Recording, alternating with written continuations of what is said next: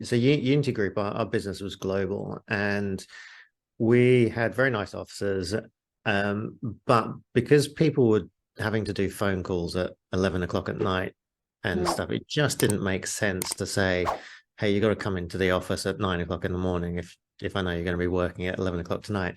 And so we, probably about 4 or 5 years before COVID, we just got rid of the office and said, look, just work from home. And there was definitely a loss in terms of that learning that you kind of pick up. And where I was very acutely aware of it was we often bring on a few interns each year to learn, and more often than not we end up hiring them if they're good. But I was very aware that if you hire an intern and they're working remotely, how much are they really picking up about like what it's like to work in the real world?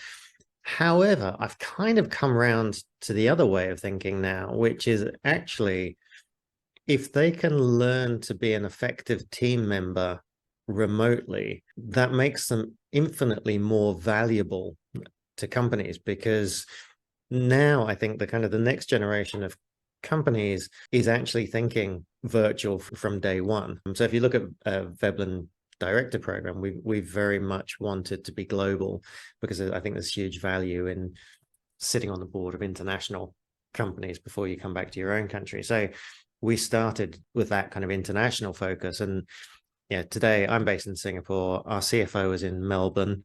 Our CEO is in Preston in the UK. Our COO is in Madeira, just off Portugal, and the rest of the team is kind of dotted around everywhere.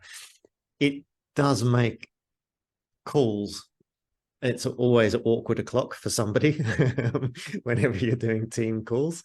But I think if for new team members and the younger generation, if you can figure out how to keep yourself motivated and delivering good work and develop the communication skills so that people know what you're working on, I actually think it's probably more beneficial now in terms of skills that they need to learn. No, absolutely. And I think, and it was quite interesting you mentioned that. I completely agree with you. I was speaking to some people who were about to graduate. It was up in Sweden, and they actually have, the university has actually integrated that kind of communication skills into the university study plan.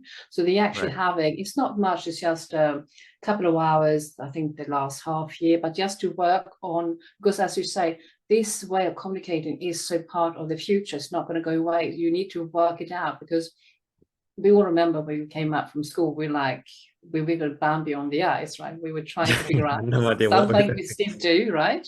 Yeah, absolutely. So just to have that, balancing that, I think a fantastic initiative by the university to realize the importance, but also, I mean, there's so many people studying remotely today, so they already have it in school. So they have, a lot of them have the discipline. But again, as you say, if you want to do this and make it work, you also need to have the drive to make it work. And then you will need to want to have this kind of work that requires these communication skills.